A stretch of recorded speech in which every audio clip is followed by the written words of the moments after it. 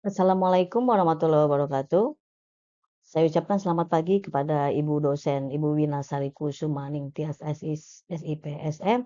Perkenalkan, nama saya Rahmawati Budiarsih. Saya dari Prodi Manajemen dengan NIM 28923500149. Baik, untuk melengkapi tugas UAS mata kuliah Ekonomi Manajerial, kali ini saya akan mempresentasikan dengan tema teori estimasi dan biaya. Baik, untuk slide pertama, saya mulai. Teori estimasi dan biaya adalah keputusan manajerial memerlukan perbandingan antara biaya dan manfaat. Biaya mencerminkan efisiensi manajerial, maka dalam konsep biaya penggunaannya dihitung dalam nilai ekonomi, sedangkan dalam konsep produksi penggunaannya dihitung dalam nilai fisik.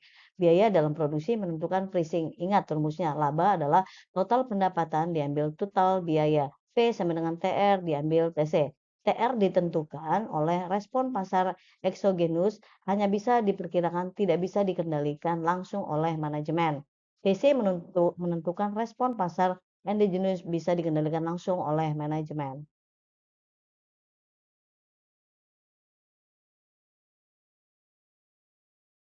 Kemudian konsep biaya produksi, yaitu biaya relevan, biaya alternatif opportunity cost, biaya explicit versus implicit, biaya marginal, biaya incremental, biaya hangus, biaya jangka pendek dan jangka panjang. Yaitu biaya kesempatan atau opportunity cost, yaitu biaya yang timbul akibat memilih keputusan tertentu. Biaya ini dapat diketahui dengan membandingkan antara biaya ekonomi, economic cost, dan biaya akuntansi, accounting cost, yaitu biaya eksplisit dan biaya implisit. Kemudian biaya incremental adalah akumulasi atas variasi biaya pada variasi keputusan manajerial yang bersifat jangka panjang, di mana biaya incremental ini menghasilkan apa saja, yaitu biaya-biaya yang relevan, biaya yang masih dapat dipengaruhi oleh keputusan manajerial tertentu, atau biaya irrelevan atau biaya hangus atau sunk cost, biaya yang tidak dapat dipengaruhi oleh keputusan manajerial tertentu. Biaya ini berbeda dengan biaya marginal. Biaya marginal bersifat aneter, sedangkan biaya eksperimental bersifat akumulasi. Kemudian biaya eksplisit dan implisit, yaitu biaya implicit cost, yaitu biaya di mana mengukur dengan bukti keluarnya kas. Implicit cost yaitu biaya non-kas diukur melalui konsep opportunity cost. Contohnya, cost of capital dari equity bersifat implicit cost atau cost of capital dari debt bersifat explicit cost. Kemudian biaya marginal apa saja, yaitu biaya yang timbul akibat menambah output produksinya. Biaya ini bersifat uniter, diukur pada titik waktu tertentu dan cenderung bersifat jangka pendek. Kemudian apa yang menjadi pertimbangan jangka waktu biaya, yaitu jangka pendek, di mana periode di mana input produksi bersifat tetap, orientasinya untuk keputusan operasi sehari-hari dan terkait dengan marginal cost. Kemudian jangka panjangnya adalah di mana sebuah periode di mana input produksinya berubah, orientasinya juga untuk perencanaan jangka panjang terkait dengan incremental cost. Kemudian apa saja fungsi-fungsi biaya jangka pendek atau short run cost function, yaitu TC sama dengan TFC ditambah TFC. Fungsi biaya di atas perlu derivasi menjadi biaya rata-rata atau average cost, di mana average fixed cost atau AFC, average variable cost AFC, average total cost atau ATC, biaya marginal cost MC atau elastisitas biaya atau EC, di mana rumusnya adalah AFC sama dengan TFC dibagi Q, AFC sama dengan TFC dibagi Q, ATC sama dengan TC dibagi Q sama dengan AFC ditambah AFC. MC DTC TQ sama dengan DTVC atau DQ, EC DTC dibagi Q atau TC dibagi Q. Ini adalah contoh hitungan-hitungan biaya. Kemudian hubungan-hubungan antara MC, AC, dan EC. Hubungan antara MC, EC, yaitu jika MC lebih besar dari ETC, maka EC satu adalah elastik, maka ATC yaitu meningkat. Apa yang menjadi sebuah keputusannya adalah turunkan produksinya karena dressing return to scale. Kemudian MC sama dengan ATC, maka TC sama dengan satu uniter elastik minimum. Maka TC-nya adalah minimum. Kemudian keputusan apa yang akan diambil yaitu tetap karena constant return to scale. Kemudian jika MC lebih kecil dari ETC, maka EC satu inelastik, yaitu maka ETC-nya adalah menurun, yaitu keputusan yang diambil adalah meningkatkan produksi karena increasing return to scale. Di sini adalah grafik gimana kondisi laba. Kemudian dalil bentuk kurva U, kurva efisi, TFC atau Q. Ini adalah WL dibagi Q sama dengan W dibagi EPL, kurva MC atau MC, DTVC atau DQ, W sama dengan DL atau DQ, W DQ, DL, W MPL.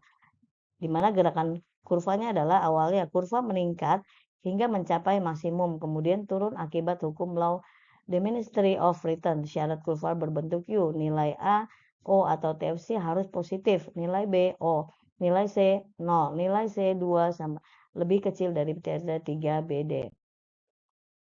Kemudian kurva biaya total dan biaya per unit jangka pendek. Untuk tabel 7 sampai dengan 1 menunjukkan schedule hipotesis di mana biaya total dan biaya per unit perusahaan dalam jangka pendek. Schedule ini diplot dalam figur 7 sampai 1. Dari kolom 2 tabel 7 sampai 1 kita lihat TFC adalah 560 berapapun tingkat outputnya. TFC kolom 3 adalah 0 pada saat output 0 dan meningkat sejalan dengan penambahan output. Sampai dengan titik G, titik belok panel atas figur 7 sampai dengan 1. Perusahaan juga menggunakan sedikit input variabel dengan input tetap dan hukum hasil yang menurun menjadi tidak berlaku, sehingga kurva TVC menghadap ke bawah atau bertambah pada suatu tingkat yang menurun. Setelah titik G, untuk tingkat output yang lebih besar dari 1,5 unit pada panel atas figur 7 sampai 1, ukuran hasil yang semakin menurun berlaku dan turun kurva TFC menghadap ke atas atau naik pada tingkat pertumbuhan yang semakin bertambah. Karena TFC atau TVC, kurva TC mempunyai bentuk yang sama dengan kurva TVC, tetapi berada di atas kurva 7C sebesar 560 setiap tingkat output. Schedule TVC dan TC diplot pada panel atas figur 7 sampai 1. Nilai EVC yang ditunjukkan dalam kolom 5 diperoleh dengan membagi nilai TVC pada kolom 2 dengan kuantitas output pada kolom 1. EVC kolom 6 sama dengan TVC kolom 3 dibagi dengan output kolom L. 1 ATC juga sama dengan EVC ditambah AVC, VC kolom 8 ditunjukkan dengan perubahan TVC yaitu kolom 3 atau perubahan TC kolom 4 dibagi dengan output kolom ATC juga dengan AVC ditambah dengan EVC. MC kolom 8 ditunjukkan oleh perubahan TVC kolom 3 atau perubahan TC kolom 4 per unit. Perubahan output kolom 1 sehingga MC tidak tergantungan pada TFC. Schedule biaya-biaya per unit ini diplot dalam panel bawah figur 7 sampai 1. Ingat 7 sampai 1 kita lihat bahwa kurva AVC, ATC dan MC pertama menurun dengan kemudian menarik sehingga berbentuk U karena jarak vertikal antara kurva ATC dan AVC sama dengan AVC, kurva AVC terpisah dan digambarkan. Ingat bahwa FC menurun secara kontinu sejalan dengan meningkatnya output karena sejumlah biaya tetap total disebarkan ke dalam unit output yang lebih banyak. Secara grafis, titik asal menuju kurva 7C sementara MC adalah kemiringan dari kurva VFC. Ingat bahwa kurva MC mencapai titik minimal table dalam tingkat output yang lebih rendah dan memotong dari bawah kurva AVC dan ATC pada titik terendahnya. Kita dapat menjelaskan bentuk U dari kurva AVC sebagai berikut. Dengan satunya input variabel, EVC juga setiap tingkat output 2 sama dengan diasumsinya akan tetap dikalikannya dengan kuantitas tenaga kerja atau L yang digunakan. AVC DILA. Karena produk fisik rata-rata tenaga kerja, AP atau Aquila biasanya meningkat pertama kali mencapai maksimum dan kemudian menurun. Lihat sampai 6 sampai 2 hal tersebut diikuti oleh kurva AVC juga pertama kali menurun mencapai minimum dan kemudian naik karena kurva AVC. Kemudian berbentuk U karena kurva ATC juga berbentuk U.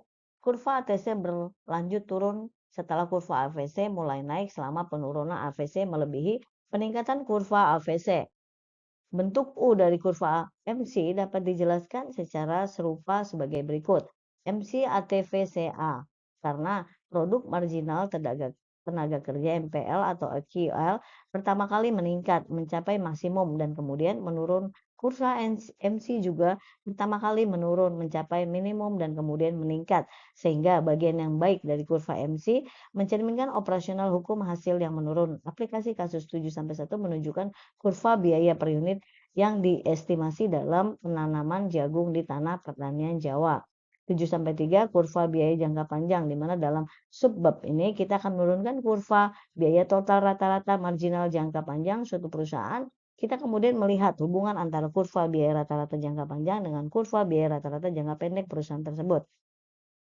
Kurva biaya total jangka pendek dalam subbab 6-1, kita mendefinisikan jangka panjang sebagai suatu periode di mana seluruh input adalah variabel, sehingga seluruh biaya adalah variabel dalam jangka panjang. Artinya perusahaan tidak menghadapi biaya tetap, panjangnya waktu, panjang tergantung industri. Pada beberapa industri jasa seperti dry cleaning, periode waktu jangka panjang mungkin hanya beberapa bulan atau minggu.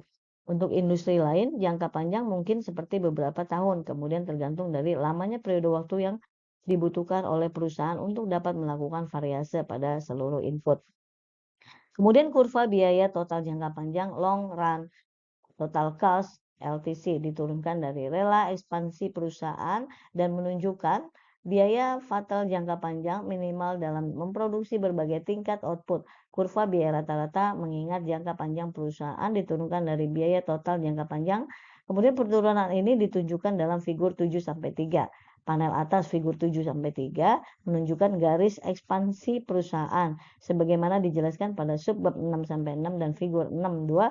Garis ekspansi menunjukkan kombinasi input optimum bahwa untuk memproduksi 1 unit output 12, perusahaan menggunakan 4 unit tenaga kerja ML dan 4 unit modal. Jika upah tenaga kerja adalah $10 per unit dan harga sewa modal juga $10 per unit, biaya total minimum untuk memproduksi output 10 adalah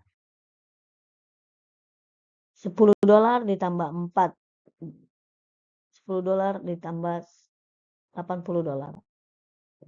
Hal ini ditujukan oleh titik A pada panel tengah, di mana sumbu vertikal mengukur biaya total dan sumbu horizontal mengukur output. Dari titik C pada garis ekspansi di panel atas, kita memperoleh titik $100 C pada kurva LTC pada panel tengah untuk output sejumlah 20. Trik-trik lain dalam kurva LTC diperoleh dengan cara yang sama, yaitu perhatikan bahwa kurva LTC dimulai pada titik asal karena tidak ada biaya tetap dalam jangka panjang. Dari kurva LTC kita dapat menurunkan kurva biaya rata-rata jangka panjang long run average cost LAC dari suatu perusahaan. LAC adalah sama dengan LIC dibagi dengan yaitu LAC LTC. Kemudian 7-8 sebagai contoh, LAC untuk memproduksi 10 yang diperoleh dengan membagi LTC sebesar 580 titik A pada kurva LTC di panel tengah figur 7-3 dengan 1. Hal ini menunjukkan kemiringan garis dari titik asal ke titik A pada kurva I7C diplot sebagai titik A di panel bawah dengan figur 7-3. Titik-titik lain pada kurva LAC diperoleh dengan cara yang sama. Catatannya bahwa kemiringan dari garis titik asal ke kurva LTC menurun sampai ke titik G. Panel tengah figur 7-3 dan kemudian naik sehingga kurva LAC pada panel bawah menurun sampai titik G 40 dan naik sesudahnya. Sangat penting untuk diingat bahwa sementara bentuk U, kurva biaya rata-rata jangka pendek atau SAC didasarkan pada operasi hukuman hasil yang menurun yang dihasilkan dari beberapa output tetap jangka pendek. Bentuk U kurva LAC tergantung pada skala hasil yang meningkat tetap menurun yang akan dijelaskan pada subbab 7-4. Dari kurva LTC, kita juga dapat menurunkan kurva biaya marginal jangka panjang long run marginal atau cost LMC. Kurva ini mengukur pertumbuhan LTC per unit perubahan output yang ditunjukkan oleh kemiringan dari kurva LTC sehingga LMC ALT, sehingga contoh peningkatan output dari 0 menjadi 10 meningkatkan LTC dari 50 menjadi $80 sehingga LMC adalah $80 dan diplot pada 0,5 setengah dari jarak 0, 0, dan 10. Dalam panel di bawah menjadi $100 atau sebesar $20. Diplot dalam 1,5 dalam panel bawah dan lain-lain. Perhatikan bahwa LMC mencapai titik terendah pada tingkat output yang lebih kecil dibandingkan kurva LAC dan memotong kurva LAC dari bawah dan titik terendah kurva LAC.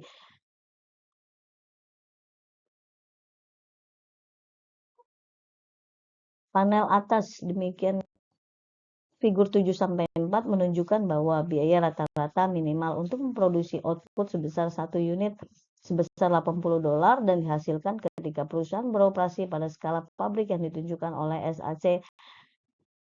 Pada titik A, perusahaan dapat memproduksi sebanyak 1,50 dengan biaya rata-rata sebesar $70 dengan menggunakan skala pabrik yang ditunjukkan oleh SAC atau skala pabrik yang lebih besar seperti ditunjukkan SAC. Pada titik B, panel figur 74 untuk memproduksi 22 perusahaan menggunakan skala pabrik SAC pada titik $50 dibanding menggunakan skala pabrik yang lebih kecil SAC. Pada titik C, titik terendah SAC menunjukkan biaya rata-rata sebesar $67 sehingga perusahaan lebih fleksibel pada jangka panjang dibandingkan jangka pendek. Untuk memproduksi output sebesar 30, perusahaan bersifat indiferen antara menggunakan pabrik SAC atau menggunakan skala pabrik yang lebih besar yaitu SAC pada titik $60, biaya rata-rata minimal produksi 42 atau $30 dicapai ketika perusahaan memproduksi dengan menggunakan pabrik SAC pada titik G, titik terendah pada skala SAC. Untuk memproduksi output sebanyak 50, perusahaan juga beroperasi dengan menggunakan skala pabrik SAC atau skala pabrik yang lebih besar SAC pada titik $60.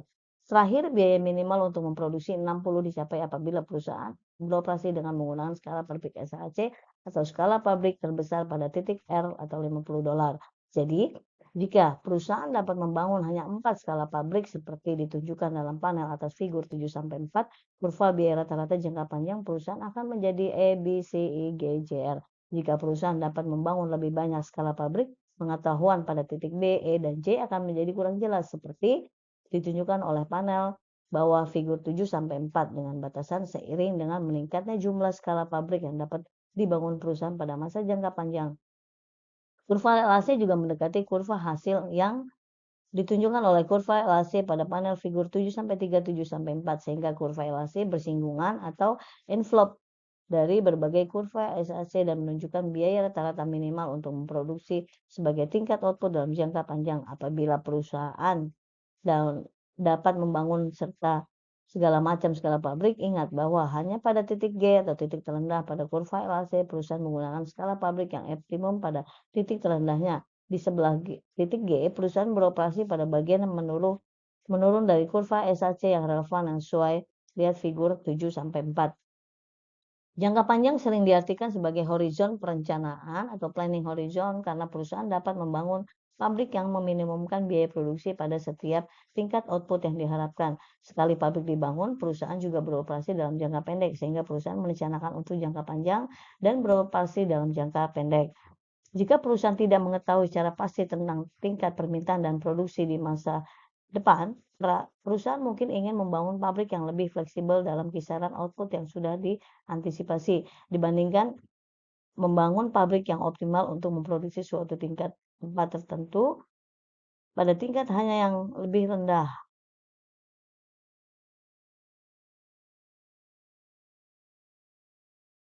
Dengan demikian, ukuran pabrik dan skala ekonomis pada panel bawah figur 7-4 kurva LAC telah digambar dalam bentuk U. Hal ini didasarkan pada asumsi bahwa skala ekonomis hadir pada tingkat output yang kecil dan skala disekonomis muncul pada tingkat output yang lebih besar.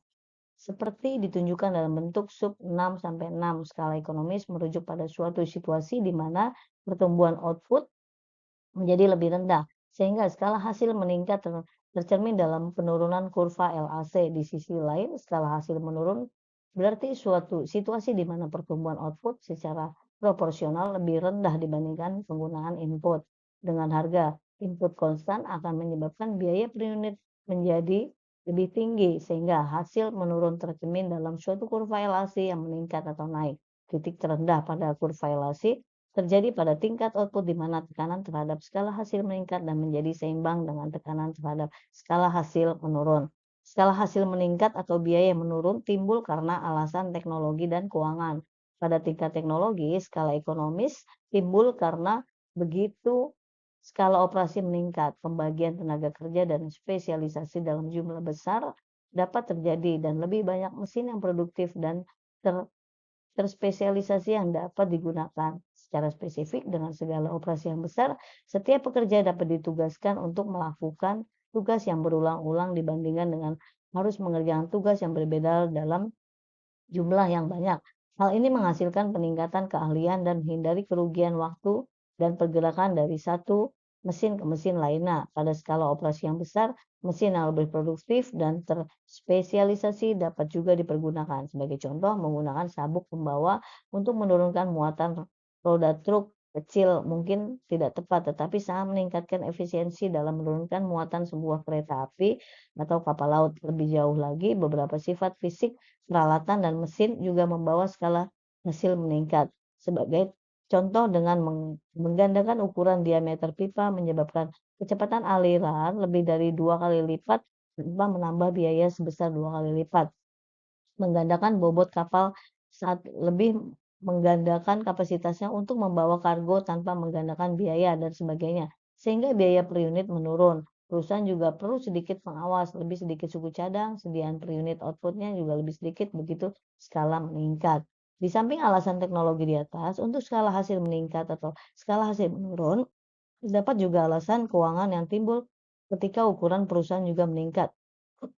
Oleh karena pembelian dalam jumlah besar, perusahaan besar lebih mungkin untuk menerima diskon dalam pembelian bahan mentah dan input antara lainnya dibandingkan dengan perusahaan kecil. Perusahaan besar biasanya dapat menjual obligasi pada saham secara lebih menguntungkan dan menerima pinjaman dari bank dan pada tingkat bunga yang lebih rendah dibandingkan. Nah, ini 7 sampai 5 yaitu kurva. Begitu perusahaan memperoleh pengalaman dalam produksi suatu komoditas atau jasa, biaya produksi rata-ratanya biasanya menurun. Artinya untuk suatu tingkat output per periode waktu, peningkatan output total secara kumulatif selama beberapa waktu periode tertentu.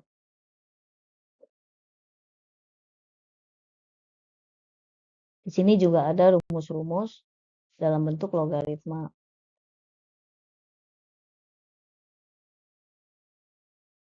Mahasiswa dapat menentukan dengan cara analog untuk unit 400 yaitu $165,72 dalam nyatanya nilai yang ditunjukkan dalam kurva pembelajaran pada figur 7-7.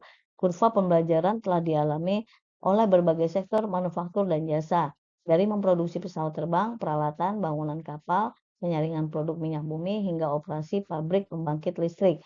Kurva pembelajaran juga dipakai untuk meramalkan kebutuhan personel, mesin, bahan mentah, serta untuk menjadwalkan produksi, menentukan harga jual output, bahkan untuk mengevaluasi harga dari pemasok. Sebagai contoh, pada awalnya, Texas Instruments sebagai produser komputer chip mengadopsi strategi harga yang agresif didasarkan atas kurva pembelajaran dengan meyakini bahwa kurva pembelajaran dapat memproduksi chip adalah curam. Texas Instruments menjaga harga per unit rendah untuk meningkatkan output Quino secara cepat dan mengambil manfaat dari belajar sambil bekerja. Strategi ini berhasil dan Texas Instruments menjadi salah satu pemain utama di pasar dunia.